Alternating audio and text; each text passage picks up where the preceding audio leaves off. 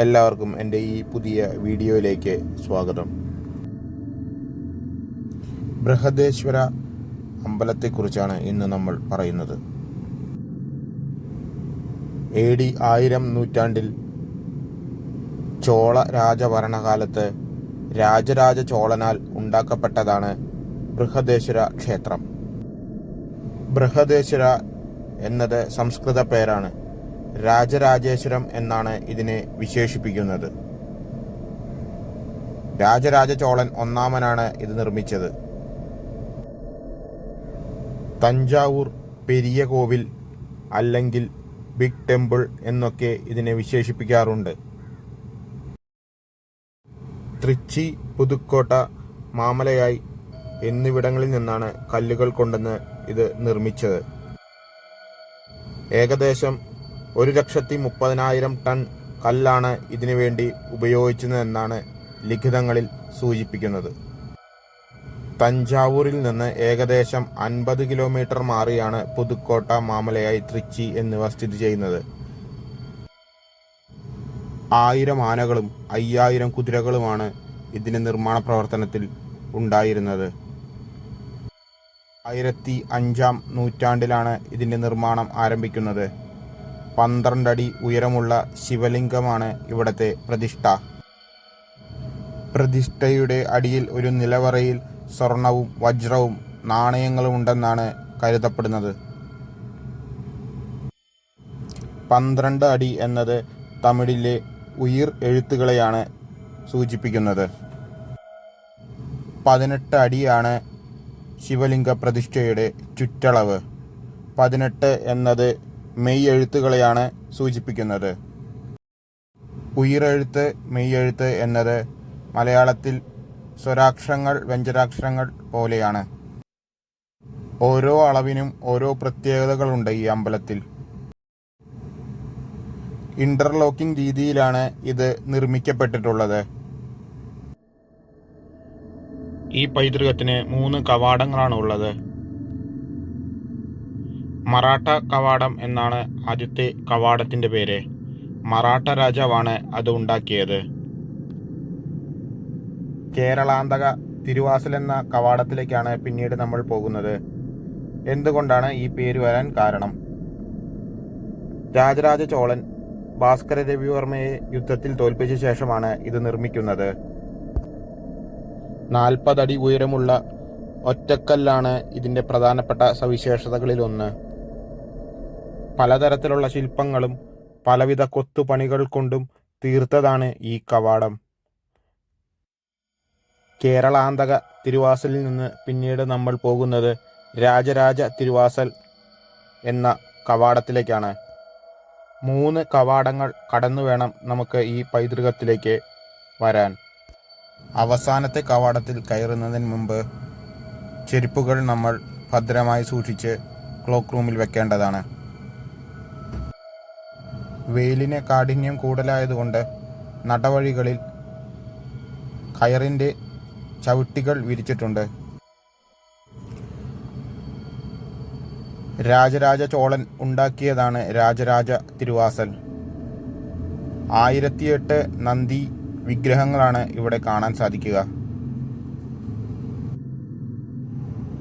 ചരിത്രം പഠിച്ചവർക്ക് വളരെ കൗതുകത്തോടെ കാണാവുന്ന ഒന്നാണ് ബിഗ് ടെമ്പിൾ അഥവാ തഞ്ചാവൂർ പെരിയ കോവിൽ.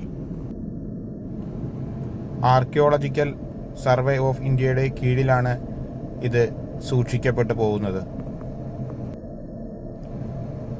രാജരാജ തിരുവാസൽ കഴിഞ്ഞ് ബൃഹദേശ്വര ക്ഷേത്രത്തിലേക്ക് കടക്കാനായി സെക്യൂരിറ്റി ചെക്കിംഗ് കർശനമാണ്.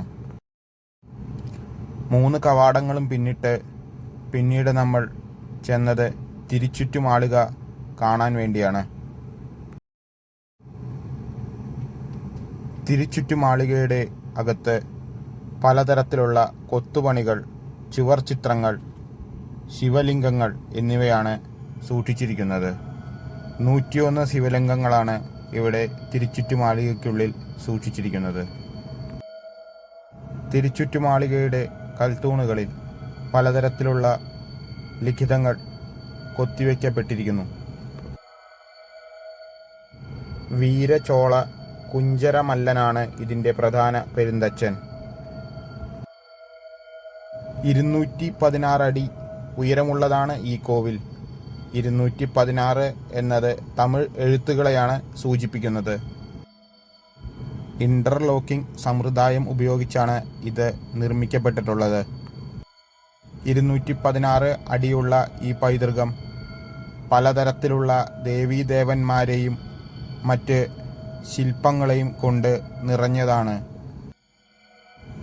കല്ലുകൾ അടക്കിയാണ് ഈ പൈതൃകം നിർമ്മിച്ചതെന്നാണ് ലിഖിതങ്ങളിൽ രേഖപ്പെടുത്തിയിരിക്കുന്നത്. സിമൻറ്റോ മണലോ മരമോ ഇതിൻ്റെ നിർമ്മാണ പ്രവർത്തനങ്ങളിൽ ഉപയോഗിച്ചിട്ടില്ല എന്നതാണ് ഇതിൻ്റെ മഹാത്ഭുതം. 6 മഹാമാരികളെ അതിജീവിച്ചതാണ് ഈ യുനെസ്കോ പൈതൃകം.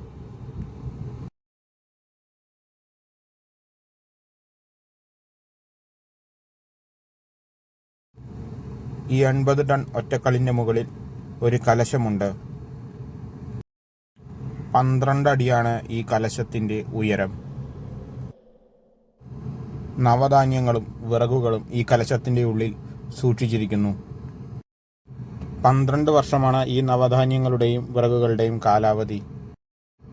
അത് കഴിഞ്ഞ് പിന്നീട് വിശേഷാൽ പൂജകൾ ചെയ്ത് അത് മാറ്റി പുതിയ നവധാന്യങ്ങളും വിറകുകളും വയ്ക്കുന്നു. ഈ അമ്പലത്തിൻ്റെ ഒറ്റക്കൽ നിർമ്മിതിയുടെ നിഴൽ ഭൂമിയിൽ പതിക്കുകയില്ല എന്നാണ് പറയപ്പെടുന്നത്.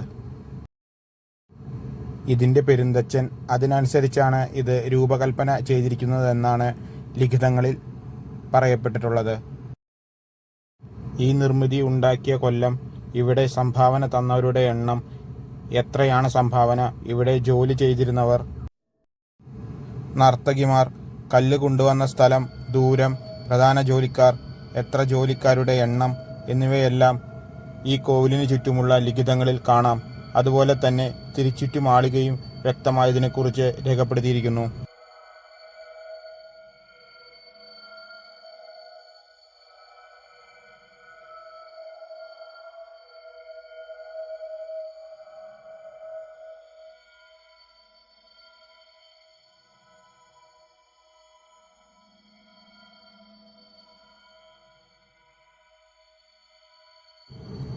ഇതിനെക്കുറിച്ച് പഠിക്കുന്നതിനായി യൂജീൻ എന്ന ജർമ്മൻകാരൻ വരികയും അക്കാലത്ത് ഡോക്ടർ സുബ്രഹ്മണ്യ ശാസ്ത്രി എന്ന പണ്ഡിതനെ കൊണ്ട് ഈ വിവരങ്ങളെല്ലാം ശേഖരിക്കുകയും രാജരാജ ചോളൻ്റെ കാലത്താണ് ഈ നിർമ്മിതി ഉണ്ടായതെന്ന വസ്തുത അങ്ങനെ ലഭിക്കുകയും ചെയ്തു.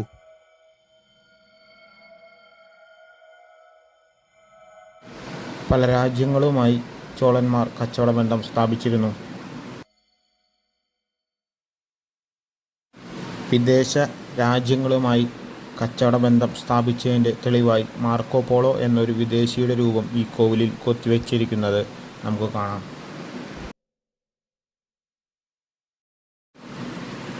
ശിവൻ്റെ 64 രൂപങ്ങളും പലതരത്തിലുള്ള നന്ദി ശില്പങ്ങൾ കൊണ്ട് മനോഹരമാണ് ഈ കോവിൽ. രാത്രിയിലെ കോവിലിൻ്റെ കാഴ്ചകൾ കാണേണ്ട ഒന്ന് തന്നെയാണ്. അതീവ മനോഹരമാണ് ഈ കോവിലിൻ്റെ ഓരോ തൂണുകളും ശില്പങ്ങളും. ഈ കോവിലിനെക്കുറിച്ച് എടുത്തു പറയേണ്ട ഒന്ന് തന്നെയാണ് ഇവിടുത്തെ ശില്പങ്ങൾ. കോവിലിന് മുമ്പിലായി മറാഠ രാജാവ് നിർമ്മിച്ച ഒരു നന്ദി മണ്ഡപമുണ്ട്. രാജരാജ ചോളൻ നിർമ്മിച്ച നന്ദി പ്രതിമ ഇപ്പോൾ തിരുൾ ചുറ്റും മാളികയിലാണ് സ്ഥിതി ചെയ്യുന്നത്. 1987 യുനെസ്കോ പട്ടികയിൽ ഇടം നേടിയതാണ് ഈ പൈതൃകം. ഒരു അമ്പലം എന്നതിന് ഉപരി യുനെസ്കോ പൈതൃകം എന്ന ഒരു വസ്തുതയിലാണ് ഞാനിവിടെ കാണാൻ പോയത്. 80 ടൺ ഒറ്റക്കല്ല് ഇപ്പോഴും എങ്ങനെ 216 അടി മുകളിലെത്തിച്ചു എന്ന രഹസ്യം ചുരുളഴിയാതെ ഇപ്പോഴും അവശേഷിക്കുന്നു.